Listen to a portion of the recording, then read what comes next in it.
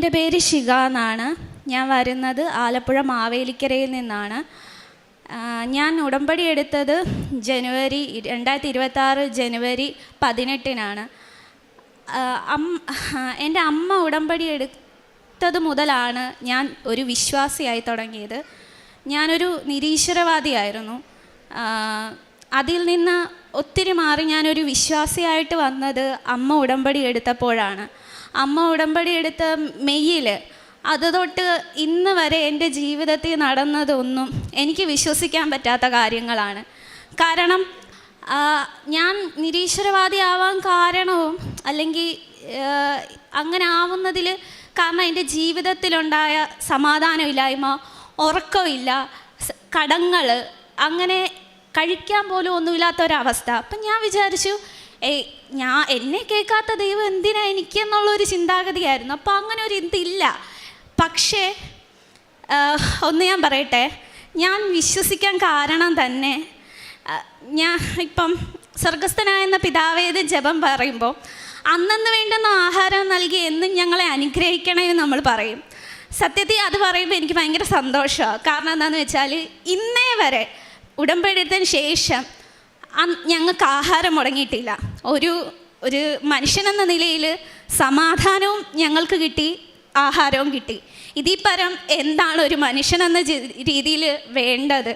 കാരണം സമാധാനവും തന്നു, അന്നന്ന് വേണ്ടുന്ന ആഹാരവും നൽകി ഞങ്ങളെ അനുഗ്രഹിച്ചു. അതിനുശേഷം ഞാനൊരു വിശ്വാസിയായി. അതിന് പല കാരണങ്ങളുണ്ട്. കാരണം എന്താണെന്ന് വെച്ചാൽ എനിക്ക് അമ്മയാണെങ്കിൽ ഉടമ്പടി വെച്ചപ്പം എൻ്റെ ഗ്യാസിൻ്റെ പ്രശ്നങ്ങൾ വെച്ചായിരുന്നു. അപ്പോൾ എനിക്ക് ഉറങ്ങാൻ പറ്റുന്നില്ല. രോഗത്തിൻ്റെ കാരണത്താൽ എനിക്ക് ഉറങ്ങാൻ പോലും പറ്റുന്നില്ല. പക്ഷേ ഉടമ്പടി എടുത്ത് അപ്പോഴും ഞാൻ വിശ്വസിക്കുന്നില്ല. ഉടമ്പടി എടുത്ത് ഒരു 2 ആഴ്ച പോലും ആയില്ല, എൻ്റെ രോഗം മാറി. ഞാൻ പോലും അറിഞ്ഞില്ല മാറിയത്. അപ്പോൾ എനിക്കൊരു ചെറിയ വിശ്വാസം വന്നു. അതായത് ഞാൻ +2 പഠിക്കുമ്പോൾ, അതായത് 2018 മുതൽ എനിക്ക് ആ രോഗമുണ്ട്. അത് എവിടൊക്കെ പോയിട്ട് ഒരു മാറ്റവും വന്നില്ല. പക്ഷേ ഇപ്പം അത് മാറിയെന്ന് വിചാരിക്കുമ്പോൾ എൻ്റെ ഉള്ളിൽ ഒരു ശക്തി ഉണ്ട് എന്നുള്ളൊരു വിശ്വാസം വന്നു.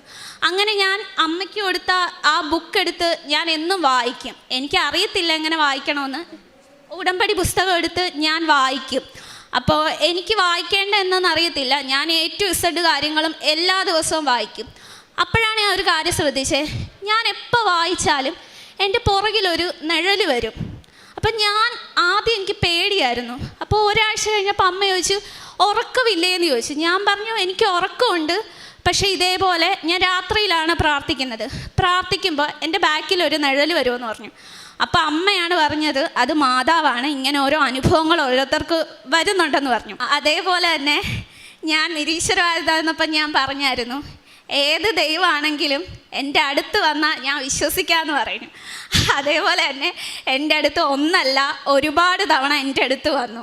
എന്നിട്ട് ഞാനാണെങ്കിൽ മുട്ടുകുത്തി നിന്ന് പ്രാർത്ഥിക്കാൻ തുടങ്ങി. ഒരു ചുമരി നോക്കിയാണ് ഞാൻ പ്രാർത്ഥിക്കുന്നത്. അതിൻ്റെ പ്രത്യേകത എന്ന് പറഞ്ഞാൽ നീല പെയിൻറ്റിൽ വെള്ളം അടിച്ചിട്ടുണ്ട്. അവിടെയാണ് ഞാൻ പ്രാർത്ഥിക്കുന്നത്. അത് ഞാൻ എടുത്തു പറഞ്ഞതിൻ്റെ കാര്യം ഞാൻ പറയാം.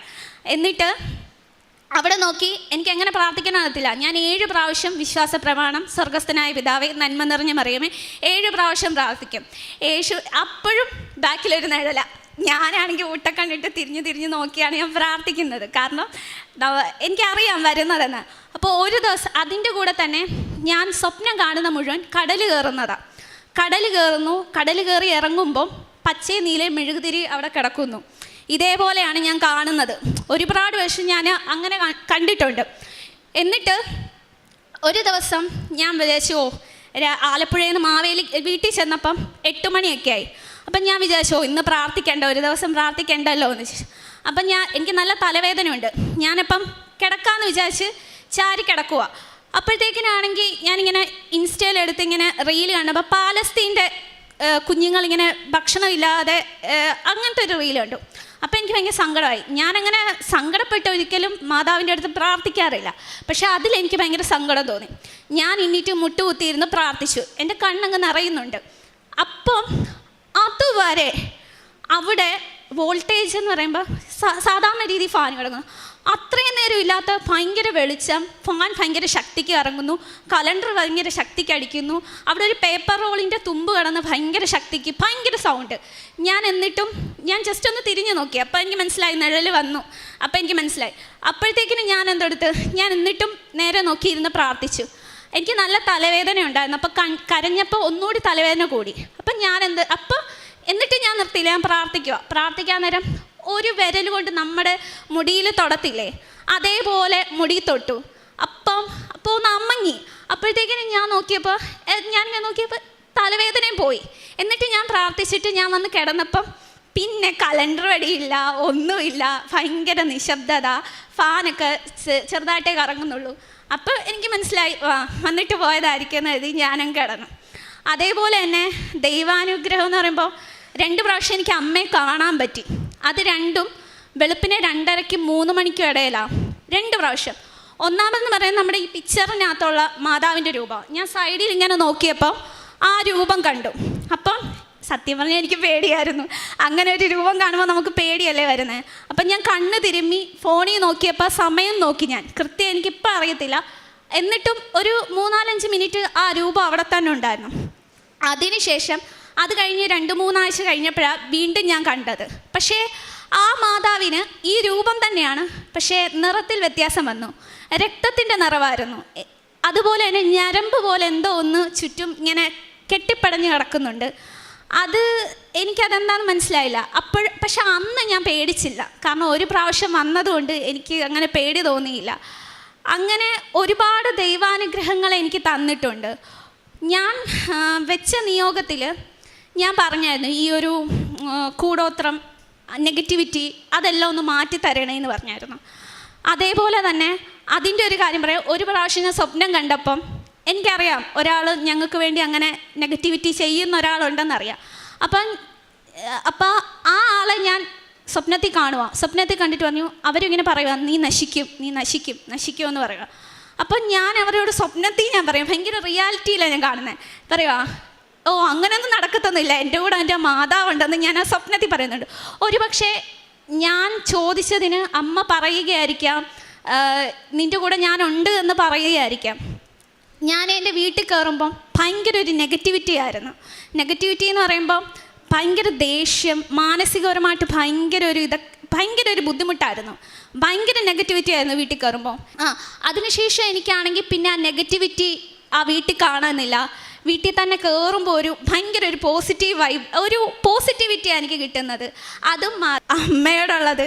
ഞാനാണെങ്കിൽ ഒരു ഇൻസ്റ്റയിലെ ഏത്തിസ്റ്റ് കേരളയ്ക്കകത്താണ് ഞാൻ കൃപാസനത്തെ പറ്റി ആദ്യം കാണുന്നത്. ട്രോള് വഴിയാണ് ഞാൻ കാണുന്നത്. അപ്പം ഞാൻ പറയും, പിന്നെ ഇതൊക്കെ നടക്കുമോ എന്നുള്ള ഇതായിരുന്നു. ഇതൊഴി കൂടി ആലപ്പുഴ കൂടി പോകുമ്പോൾ ഞാൻ പറയാം, ഇത്ര ആൾക്കാരൊക്കെ എന്തിനാ ഇവിടെ വരുന്നതെന്നുള്ള ചിന്തയായിരുന്നു. പക്ഷേ ഇന്ന് എനിക്ക് മനസ്സിലായി, ദൈവം എന്നുള്ളതുണ്ട്, മാതാവ് അത് സത്യമാണെന്ന് എനിക്കറിയാം. കാരണം നമ്മളൊന്ന് കരഞ്ഞ് പ്രാർത്ഥിച്ചു കഴിഞ്ഞാൽ നമ്മുടെ അടുത്ത് വരുമോ എന്നുള്ളത് എനിക്ക് നന്നായിട്ട് ഇപ്പം മനസ്സിലായി. ഏറ്റവും വലുത് അന്നന്ന് വേണ്ടുന്ന ആഹാരം നൽകി അനുഗ്രഹിച്ച ഒരു ദൈവം ഉണ്ടെങ്കിൽ ഇത് തന്നെ ആയിരിക്കുമെന്ന് ഞാൻ വിശ്വസിക്കുന്നു. അമ്മയോടൊന്നല്ല, സകലരോടും എനിക്ക് ദേഷ്യമായിരുന്നു. എൻ്റെ ചേച്ചി എന്നോട് പറയും, 10 രൂപയ്ക്ക് ദേഷ്യപ്പെടേണ്ടത് നീ ഒരു 100 രൂപയുടെ ദേഷ്യമാണല്ലോ കാണിക്കുന്നതെന്ന് പറയും. പക്ഷേ ഇന്നെനിക്ക് ദേഷ്യമെല്ലാം കുറഞ്ഞു. അമ്മ പറയുമ്പോൾ ആര് പറഞ്ഞാലും ഇച്ചിരിയൊക്കെ ഉണ്ട്, ഇല്ലെന്ന് പറയുന്നത്. പക്ഷേ എന്നാലും ഭയങ്കര രീതിയിലുള്ള മാറ്റം എനിക്കുണ്ട്. ആത്മീയമായ രീതിയിൽ ഞാൻ മാറി എന്നുള്ളതാണ്. എപ്പോഴും ഈ ഫോൺ അഡിക്ഷൻ പോലെ. പക്ഷെ അത് മാറി ബൈബിള് വായിച്ച് കൊന്ത ചൊല്ലി എല്ലാവരോടും നേരത്തെയൊക്കെ ദേഷ്യം ഉള്ളി വെക്കുന്ന ഒരാളായിരുന്നു. ഇപ്പം ഞാൻ വിചാരിക്കുക, എന്തിനാ അവരോട് ഉള്ളി ദേഷ്യം വെക്കുന്നത്, എന്തിനാ നമ്മൾ ശത്രുത വെക്കുന്നത് എന്നുള്ള ഓരോ കാര്യങ്ങളും അമ്മയോടാണെങ്കിലും അച്ഛനോടാണെങ്കിലും ആരോടാണെങ്കിലും സമാധാനത്തോടെ സംസാരിക്കാമെന്നുള്ള ഒരു രീതിയിലേക്ക് എത്തി കാര്യങ്ങൾ. അതേപോലെ തന്നെ ആത്മീയമായ രീതിയിൽ വളരാൻ ഒരുപാട് സാധിച്ചു. എനിക്ക് ബൈബിൾ വായിക്കുന്ന ഭയങ്കര ഇഷ്ടമായി. എനിക്ക് ബൈബിൾ ഇല്ലായിരുന്നു. അപ്പോൾ ഷീബ എന്ന് പറയുന്നൊരു ചേച്ചി എനിക്ക് ബൈബിള് ഇവിടുന്ന് തന്നെയാണ്, എനിക്ക് കൃപാസനത്തിൽ നിന്ന് തന്നെയാണ് എനിക്ക് വാങ്ങിച്ചു തന്നത്. ഇപ്പോൾ രാത്രി ഞാൻ എന്നും ബൈബിൾ വായിച്ചിട്ടാണ് കിടക്കുന്നത്. കൊന്ത ചൊല്ലുക എല്ലാം ചെയ്യും. ആത്മീയപരമായ രീതിയിലും ഞാൻ ഒരുപാട് മാറ്റം എനിക്ക് സംഭവിച്ചു. അതേപോലെ തന്നെ അച്ഛൻ്റെ ചൊവ്വാഴ്ചയിലെ ധ്യാനം ഞാൻ കൂടും. സാക്ഷ്യങ്ങളൊക്കെ എനിക്ക് പറ്റും. ഞാൻ ജോലിക്ക് പോകുന്ന ഒരു വ്യക്തിയാണ്. അപ്പം എനിക്ക് പറ്റുന്ന രീതിയിൽ ഞാൻ സാക്ഷ്യങ്ങളൊക്കെ കാണും, ധ്യാനമൊക്കെ ഷെയർ ചെയ്യും. അതേപോലെ തന്നെ രാവിലത്തെ പ്രാർത്ഥന ഞാൻ കേൾക്കും. എനിക്ക് ഏറ്റവും കൂടുതൽ ഇഷ്ടം, എനിക്ക് ബൈബിളിനെ കുറിച്ച് ഒരുപാട് കാര്യങ്ങൾ, വചനങ്ങൾ അറിയാനുള്ള ആഗ്രഹം കൊണ്ട് അച്ഛൻ്റെ ഓരോ ടോക്കുകളും ഞാൻ കേൾക്കാറുണ്ട്. കാരണം എനിക്ക് കൂടുതൽ കാര്യങ്ങൾ അറിയണം. അപ്പോൾ അത് വെച്ചിട്ടായിരിക്കും ഞാൻ ഓരോ ആ വചനങ്ങൾ വെച്ചിട്ടായിരിക്കും ഞാൻ ബൈബിള് വായിക്കുന്നത്. അങ്ങനെ ഒരുപാട് രീതിയിലുള്ള മാറ്റം എൻ്റെ ജീവിതത്തിലും ഒരു ആത്മീയ രീതിയിലും ഞാൻ ഒരുപാട് മാറിയിട്ടുണ്ട്. ഇത്രയേറെ ഞാൻ മാതാവിൻ്റെ അടുത്ത് ഇപ്പോൾ ചോദിക്കും, എനിക്കിത്രയും അനുഗ്രഹങ്ങൾ തരാൻ ഞാൻ യോഗ്യയാണോ? കാരണം നിന്നെ ഞാൻ അത്രയും തള്ളി പറഞ്ഞതല്ലേ, എന്നിട്ടും എൻ്റെ അടുത്ത് വരാൻ ഞാൻ യോഗ്യയാണോ എന്ന് ഞാൻ പലപ്പോഴും മാതാവിൻ്റെ അടുത്ത് ചോദിക്കും. അതേപോലെ തന്നെ ഞാനൊരു വാളിൽ പ്രാർത്ഥിക്കുമെന്ന് പറഞ്ഞില്ലേ, ഞാൻ അവിടെ മാതാവിൻ്റെ രൂപം വരയ്ക്കണമെന്ന് ഞാൻ വിചാരിച്ചു വെച്ചിരുന്നായിരുന്നു. പക്ഷേ ഞാൻ മറന്നെങ്കിലും അമ്മ അത് മറന്നില്ല. ആ വാളിൽ, ആ നീല പെയിൻ്റ് അടിച്ച വാളിൽ അമ്മയുടെ രൂപം ചെറുതായി പ്രത്യക്ഷപ്പെട്ട് വരികയാണ്. ഇപ്പം ആ നീല മേലെങ്കിൽ കാണാൻ പറ്റും, മുഖം വ്യക്തമല്ലെങ്കിലും ആ രൂപം എനിക്ക് കാണാൻ പറ്റും. ആ രീതിയിലേക്ക് മാറിയിട്ടുണ്ട്. എല്ലാ അനുഗ്രഹങ്ങളും നൽകിയ എൻ്റെ മാതാവിനും യേശുഅപ്പച്ചനും ഒരുപാട് നന്ദി പറയുന്നു. മാതാവിനും 1000 നന്ദി ഞാൻ പറയുന്നു. എൻ്റെ ഭവനത്തിലെ കടങ്ങൾ കാരണമാണ് ഞാൻ ഈ ഉടമ്പടി എടുക്കാൻ വന്നത്.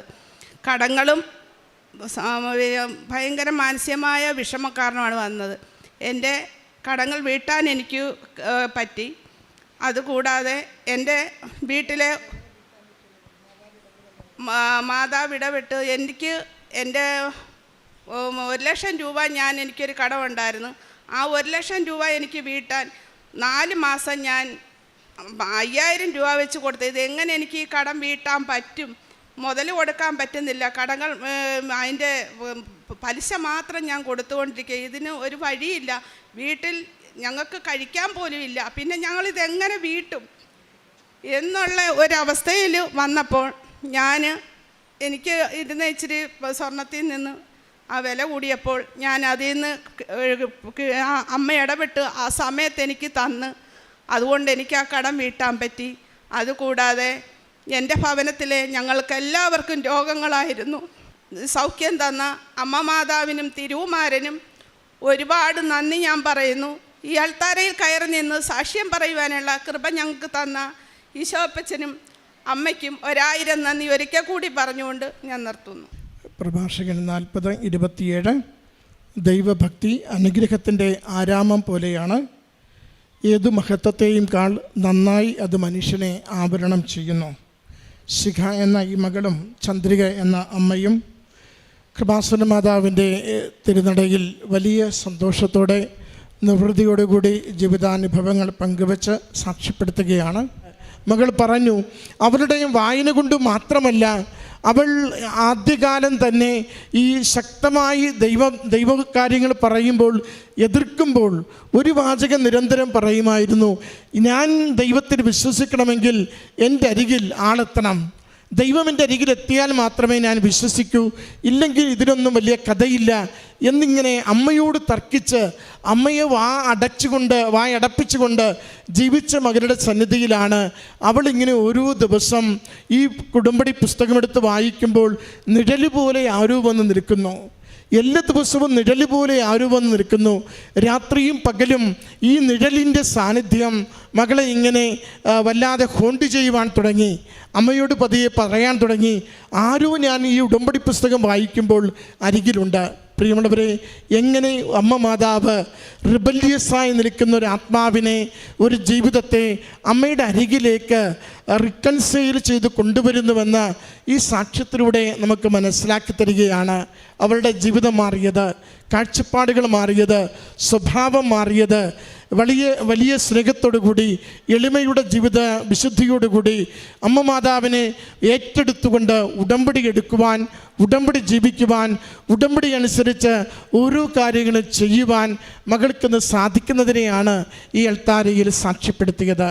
ഭൗതികമായ നേട്ടങ്ങൾക്കപ്പുറം ആത്മീയമായ ഉണർവും ജീവിത നവീകരണവും വിശ്വാസബോധ്യങ്ങളും ഈ മകൾക്കും അതുവഴി കുടുംബത്തിൽ ഓരോരുത്തർക്കും എങ്ങനെ ലഭിച്ചുവെന്ന്, കുടുംബത്തിലുണ്ടായിരുന്ന നെഗറ്റിവിറ്റി എങ്ങനെ ഉടമ്പടി നേർച്ച വസ്തുക്കളുടെ ഉപയോഗത്തിലൂടെ മാറിപ്പോയെന്ന് നല്ല വിശ്വാസം ജീവിക്കുവാൻ ഈ കുടുംബത്തിനെങ്ങനെ സാധിക്കുന്നുവെന്ന് ഈ കുടുംബം, അമ്മയും മകളും അൾത്താരയുടെ മുമ്പിൽ സാക്ഷ്യപ്പെടുത്തുകയാണ്.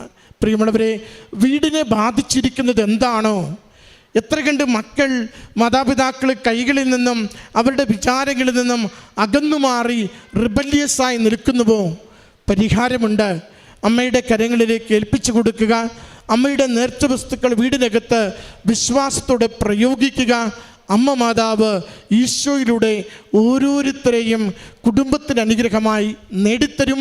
അതിൻ്റെ സാക്ഷ്യമാണ് ഈ മകൾ ഈ അൾത്താരയിൽ പങ്കുവച്ചത്.